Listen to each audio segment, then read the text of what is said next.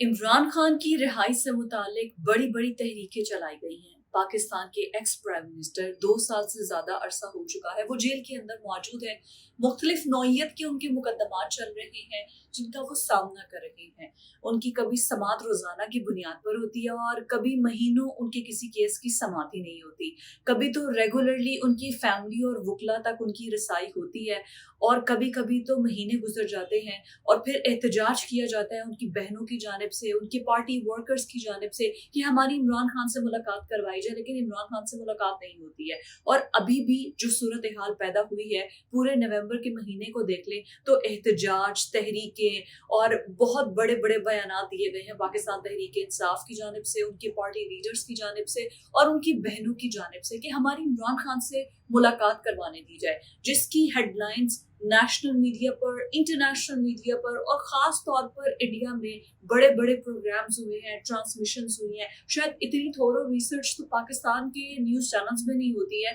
जितनी वो इमरान खान के बिग बैनर्स के साथ इंडियन प्रोपेगेंडा किया जाता है। अब होता कुछ यूं है कि इमरान खान की बहनें जो कि एहतजाज कर रही थी कि हमारे भाई से मुलाकात करवाने दी जाए,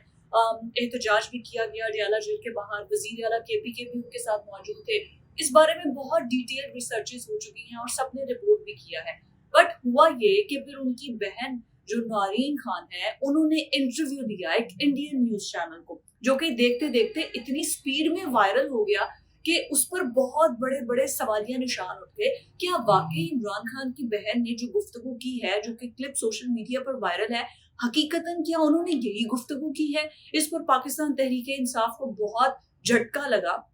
और उनके बयानिए को बहुत हद तक डैमेज भी किया गया। अब उनकी गुफ्तगू क्या हुई, मैं आपको वो बता देती हूँ। गुफ्तगू कुछ इस तरीके से मरकूज थी जिसमें वो कह रही हैं कि मोदी ने ऑपरेशन सिंदूर जो पहले किया था, अब अगर वो सिंदूर 2 करेंगे तो ही इमरान खान की रिहाई मुमकिन है। ऑपरेशन सिंदूर को वो पूरी तरीके से, पाकिस्तान तहरीक इंसाफ पूरे तरीके से सपोर्ट करते हैं और इमरान खान जो कि नाहक जेल के अंदर मौजूद हैं, अगर मोदी हुकूमत इंटरवीन करती है, ऑपरेशन सिंदूर करती है, फोर्सेस को वहां पर एंगेज करती है, तो इमरान खान के बयानिए के लिए ये बहुत बड़ी जीत होगी और इसका फायदा इमरान खान को होगा। अब ये क्लिप इतनी स्पीड में वायरल हो गया कि पाकिस्तान तहरीक इंसाफ को जितना ये डैमेज कर सकता था ये क्लिप, लोगों को यकीन नहीं आ रहा था कि वाकई में क्या उनकी बहन ने एक इंडियन न्यूज चैनल पर बैठकर क्या ये गुफ्तगू की है। उसके बाद पाकिस्तान तहरीक इंसाफ के ऑफिशियल ट्विटर हैंडल से, ऑफिशियली उनके पेजेस से, सोशल मीडिया के पेजेस से बताया गया कि ये डीप फेक से बना हुआ है,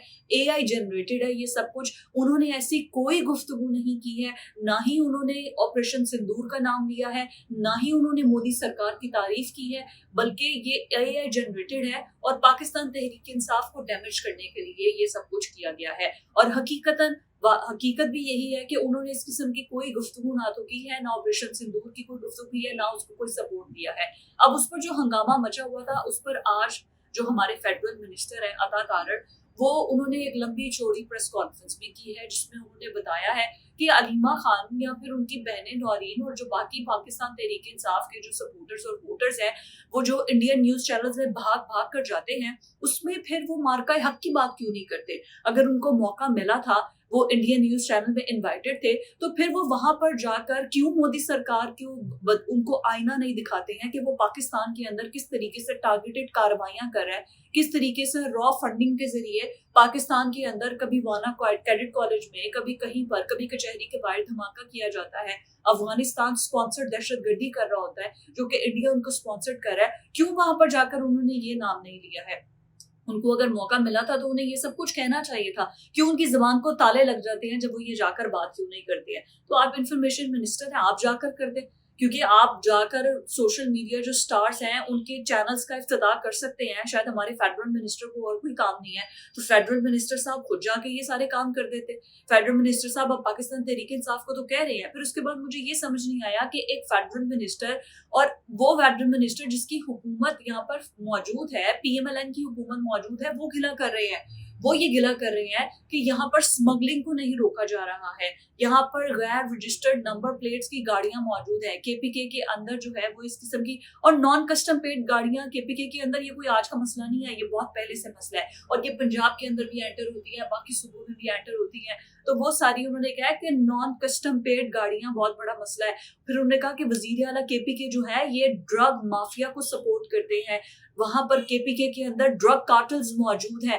وہاں پر کانکنی کے ٹھیکے دیے جاتے ہیں, ابھی تک جو ہے پہاڑ کاٹے جاتے ہیں. انہوں نے اتنے بڑے بڑے بیانات دے دیے ایسے جیسے کے پی کی حکومت بہت کرپٹ ہے. تو آپ فیڈرل منسٹر, آپ فیڈرل میں رہتے ہوئے پھر فیڈرل حکومت انگیج کرے وہاں پر, باقی سب کچھ بھی تو ہو رہا ہے نا زور زبردستی سے, لیکن گلے شکوے ایک حکومت کا کرنا سمجھ نہیں آتا. بٹ اسٹل انہوں نے جو گفتگو کی ہے میں آپ کو وہ بتا رہی ہوں کہ انہوں نے کہا جی یہ جو سہیل افریدی صاحب ہیں یہ تو خود مافیاز کو سپورٹ کرتے ہیں, وہاں پر ڈرگ لورڈز بیٹھے ہوئے ہیں, وہاں پر جو ہے اگر یہ تمباکو جو پوری ایک فیکٹریز ہیں اور وہاں پر جس طریقے سے کام ہو رہا ہے, اگر وہی ٹیکس نیٹ میں آ جائے تو ہم 500 ارب سے بھی زیادہ ٹیکس اکٹھا کر لیں, وہ لوگ ٹیکس نہیں دیتے ہیں. وہاں پر نان کسٹم پیڈ گاڑیاں صوبائی حکومت کی ذمہ داری ہے, which is right actually, کہ صوبائی حکومت کی ذمہ داری ہے کہ وہاں پر نان کسٹم پیڈ گاڑیاں جو موجود ہیں ان کا چیک اینڈ بیلنس کر کے ان کو فارغ کیا جائے. کیونکہ جو کچہری اسلام آباد کچہری کے باہر جو دھماکہ ہوا تھا, یا جن گاڑیوں میں یہ لوگ افغانی یا پھر دہشت گرد آتے ہیں ٹریول کرتے ہیں, تو یہ نان کسٹم گاڑیاں ہوتی ہیں. لیکن اسلام آباد کے اندر, کیپٹل سٹی کے اندر آ جانا یہ بہت بڑا کوشچن مارک ہے کہ وہاں سے اگر ٹریول کر کے اسلام آباد کے اندر آ جاتی ہے یا وہاں سے ٹریول کر کے وہ لاہور کے اندر آ جاتی ہے, تو پھر یہ وہاں پر جو ہمارے انٹرچینجز ہوتے ہیں وہاں کی سیکیورٹی کا ایک بہت بڑا سوالیہ نشان ہے. لیکن صوبائی حکومت کو, کے پی کے کو چاہیے ہے کہ وہ واقعی نان کسٹم پیڈ گاڑیاں جو ہیں ان کو وائپ آؤٹ کرے, ان کا خاتمہ کرے, تاکہ ہمارے جو دشمن ہیں وہ ان گاڑیوں کو اس طریقے سے استعمال نہ کریں. انہوں نے کہا کہ یہ بہت بڑا مسئلہ ہے جو استعمال ہو رہا ہے. تو آ جاتا تارا بڑے غصے میں اور جوشیلے انداز میں انہوں نے جو ہے وہ بڑے کے پی کے اوپر تاک تاک کر وار کی ہیں, اور انہوں نے ساری حقیقتیں کے پی کے اندر بتا رہی ہیں کہ کے پی کے اندر ہر منصوبے کے اندر کرپشن ہو رہی ہے, وہاں پر ہر چیز میں کرپشن کی جا رہی ہے, اور پھر اس کے حوالے سے جو ہم انہیں NFC ایوارڈ یا باقی جو پیسے دیتے ہیں اس میں بھی کرپشن ہو رہی ہوتی ہے. وہاں پر عوام کو ڈیلیور نہیں کیا جا رہا ہے, وہاں پر عوام کو کوئی سہولیات نہیں دی جا رہی ہیں. یہ سب کچھ آج انہوں نے بتایا ہے. اور پھر انہوں نے جو ان کی بہن ہے وہ ان کے انڈین چینل کے جو انٹرویوز ہیں اس پر انہوں نے بڑے لمبے چوڑے وار کیے ہیں, اور انہوں نے کہا کہ یہ دیکھیں وہاں پر جا کر ان کی زبانوں کو جو ہے وہ تالے لگ جاتے ہیں, تب مودی سرکار کو جا کر کیوں نہیں بولتے ہیں. اب پاکستان تحریک انصاف کی جانب سے ظاہر ہے وہ تو پہلے ہی ان لوگوں کا بہت برا حشر کرتے ہیں, فیڈرل حکومت کا یا پھر جو ان کے فیڈرل منسٹر ہیں ان کا, وہ تو ان کو بڑے. لیکن آج آ کے بات صرف ایک ہی ہے کہ آخر کیوں عمران خان سے ملاقات نہیں کرنے دی جا رہی ہے. جب آپ لوگ موقع دیں گے تو وہ بات آگے بڑھے گی نا. اگر آپ عمران خان سے ملاقات کرنے دیتے تو نہ تو وہ احتجاج کرتے, نہ انٹرنیشنل میڈیا پر اتنی بڑی بڑی بریکنگ نیوز چلتی, نہ انڈیا اور افغانستان کا میڈیا جو ہے اس پر پروپیگنڈا کرتا. ملاقات نہیں کرنے دی جا رہی, بات صرف اتنی ہے.